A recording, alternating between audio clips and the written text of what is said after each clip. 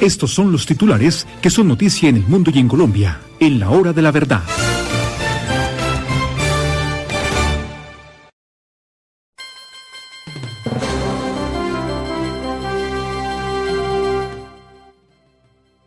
Recuerden suscribirse a nuestro canal. Aquí abajito está el botón de suscribirse, darle en la campanita para que les notifique cuando estemos al aire y, por supuesto, apoyar la hora de la verdad.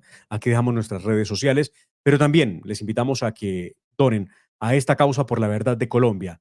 Gracias a sus contribuciones, la hora de la verdad está al aire 24/7, llevándoles información, entrevistas, investigación, análisis, para que ustedes estén bien enterados de lo que está pasando en Colombia y el mundo. Recuerden, dejamos aquí nuestra cuenta de ahorros del Banco Da Vivienda y el NID de la hora de la verdad para que eso sea posible. Y también recuerden darle like, por supuesto, a esta emisión y compartirla porque ya estamos al aire con la hora de la verdad para que podamos llegar a más personas dando su like. Es muy sencillo. Gracias a todos los que ya lo han hecho, Alfonso Rizo, a Harold Bermúdez, a Mario Figueredo, entre otros, también a Fabio Ávila, a Ruth del Carmen Quiñones, a Nelson Medina, a Patricia Rincón, a Marta Cecilia Trujillo, a todos ustedes, gracias por darle like a esta emisión y, por supuesto, por ayudarnos a compartir todo el tiempo nuestro contenido en el canal de YouTube y también en nuestro canal de Facebook Live, por supuesto. Y suscríbanse también al canal de WhatsApp. En WhatsApp nosotros estamos enviando constantemente las noticias, las entrevistas para que usted las pueda compartir. Y vamos con las noticias. Este martes, en el juicio que se adelanta contra el expresidente Álvaro Uribe Vélez, ocurrió algo, no sé si todos lo estábamos esperando, pero algo realmente sorprendente e importante para la defensa del expresidente Álvaro Uribe Vélez.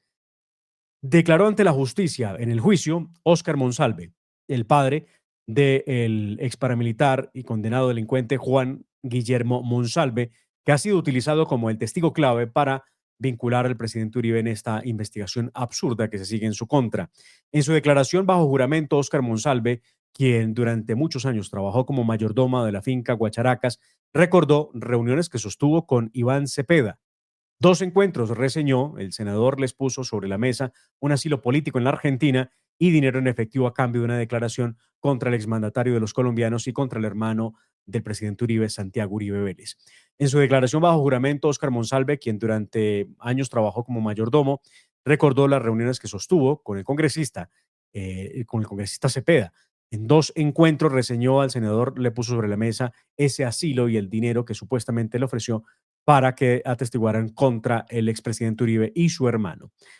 Pues muy bien, en otros hechos, sin sorpresas, y de este tema del presidente Uribe hablaremos con ustedes al oído, porque vamos a escuchar esos testimonios que son claves en todo este proceso, donde uno se pregunta hasta qué punto, ¿no?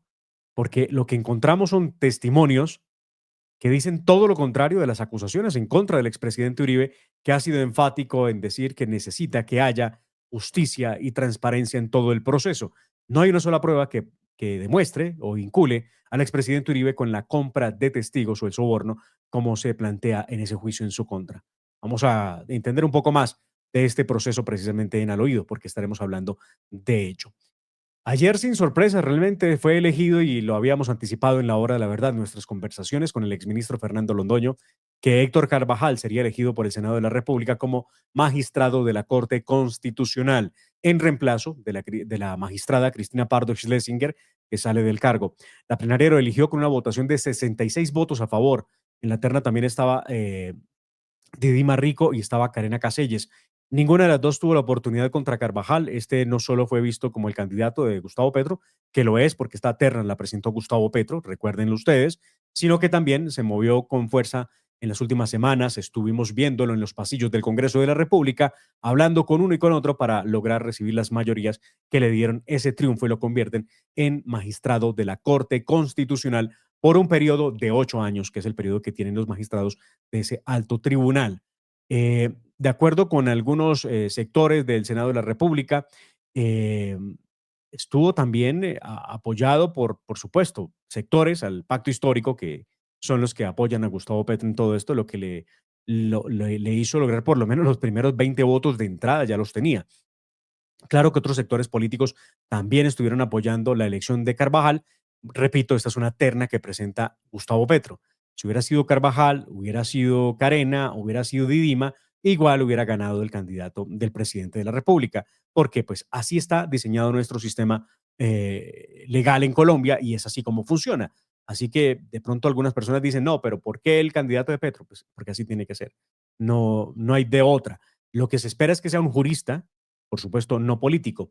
Ya veremos y escucharemos las declaraciones de Héctor Carvajal, el nuevo magistrado de la Corte Constitucional, que ha dicho que él fue cercano a la causa del presidente Gustavo Petro como abogado cuando lo representó en el caso de la destitución que le provocó su ejercicio como alcalde de Bogotá. Recuerdan ustedes, cuando acudió ante la Comisión Interamericana de Derechos Humanos, su abogado era el doctor Carvajal, lo que le permitió ser restituido en el cargo y ganarle ese pulso a la ciudad y a Alejandro Ordóñez, ex procurador general de la Nación. Con su llegada hay varios temas polémicos que tendrán que tener revisión, entre otros, veremos cómo se deciden algunos asuntos que ha planteado el gobierno de Gustavo Petro y cómo será el peso y cómo quedan las cargas al interior de la Corte Constitucional. Eh, Obviamente, el cuestionamiento más grande que tiene Carvajal por los que no votaron por él es su cercanía con el hoy presidente Gustavo Petro.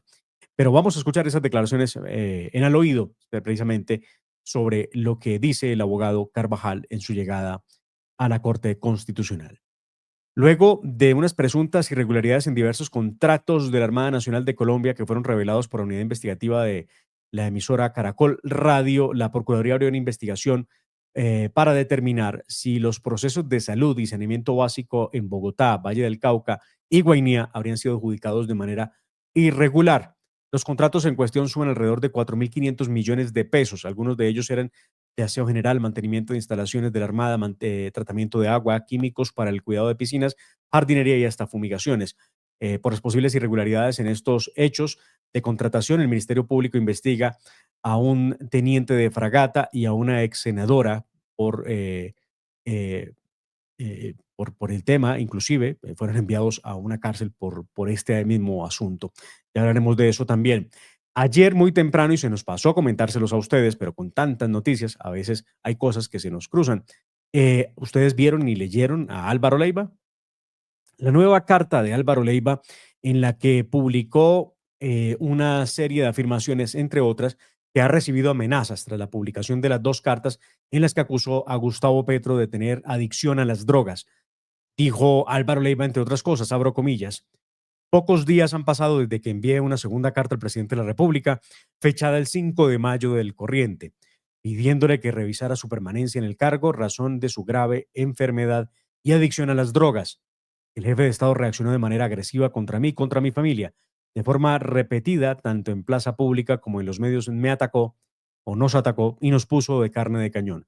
Desde entonces hemos sido amenazados por desconocidos en varias oportunidades, afirma Álvaro Leiva.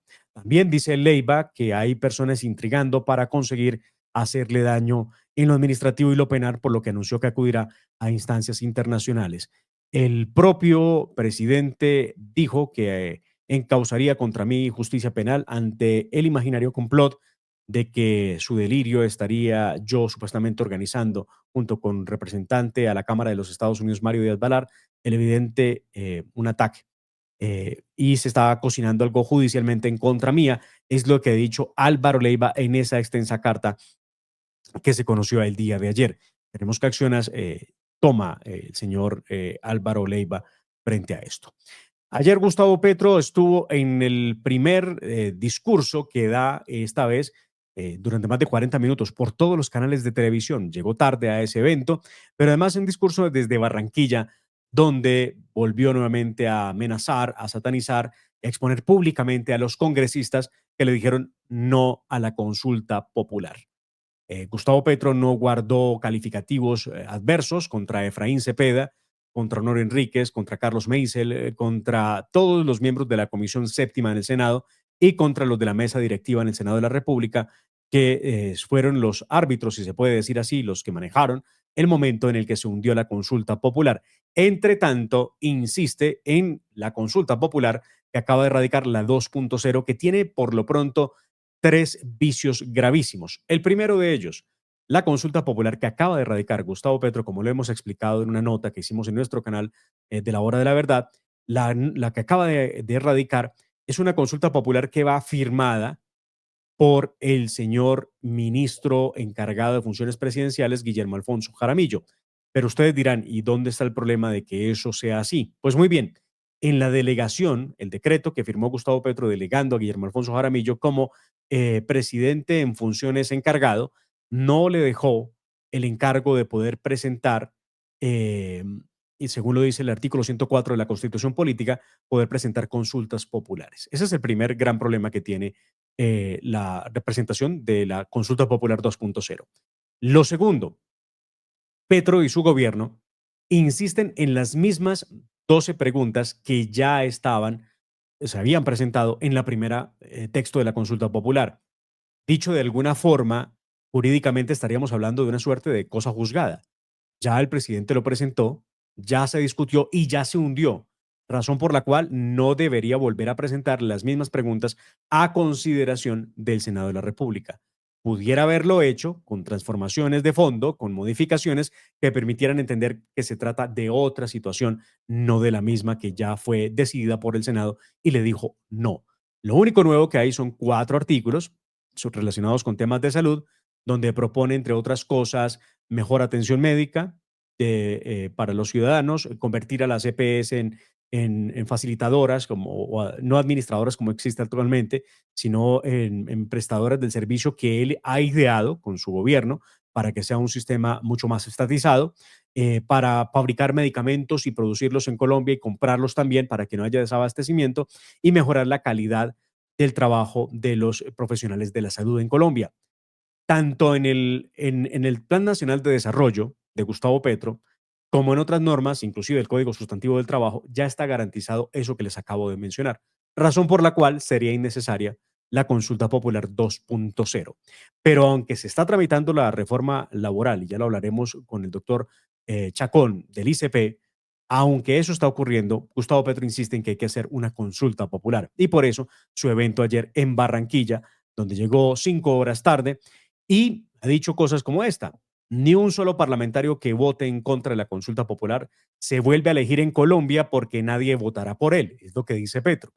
Eso se escribirá en todas las paredes, en todos los periódicos, se dirá en todas las emisoras. Y así, desde la tarima del Cabildo Abierto en Barranquilla, Petro se despachó contra cada uno de los congresistas. Les decía a ustedes, habló contra Cambio Radical, contra Antonio Sabaraín, contra Mauricio Gómez Amín, del Partido Liberal, también contra Carlos Meisel, también contra Honorio Enríquez del Magdalena, también contra el senador Carlos Mauricio Forero, contra Efraín Cepeda, durísimo, violentísimo contra el presidente del Senado de la República, Gustavo Petro. Y llamó a las calles, dice Gustavo Petro, que entregó o que entrega el poder para que ahora los ciudadanos salgan a las calles a hacer su voluntad. Y hace una serie de amenazas y dice que él como comandante en jefe da la orden de que las armas no se levanten contra el ciudadano. Una cosa un tanto delirante. Ya lo veremos con ustedes al oído. Estos son pues algunos de los titulares de las cosas que hablaremos con ustedes hoy aquí en La Hora de la Verdad. Y ojo, un tema que no es de menor importancia y se los contaré en al oído. ¿Qué está pasando con el proceso que se sigue por la elección de la fiscal Luz Adriana Camargo? ¿Qué va a pasar con ella? También les contaré. Hay un ruido alrededor del ministro de la Defensa. Se dice que saldría del cargo. También les contaré y hablaremos de ese tema con ustedes al oído. El tema de la fiscal Luz Adriana Camargo no es de menor importancia. Recuerden, ella fue elegida de una terna que propuso el Gustavo Petro y que resolvió la Corte Suprema de Justicia en medio de brutales presiones cuando rodearon la Corte Suprema de Justicia y tuvieron sitiados por más de 8 horas a los magistrados y a los funcionarios de la rama judicial.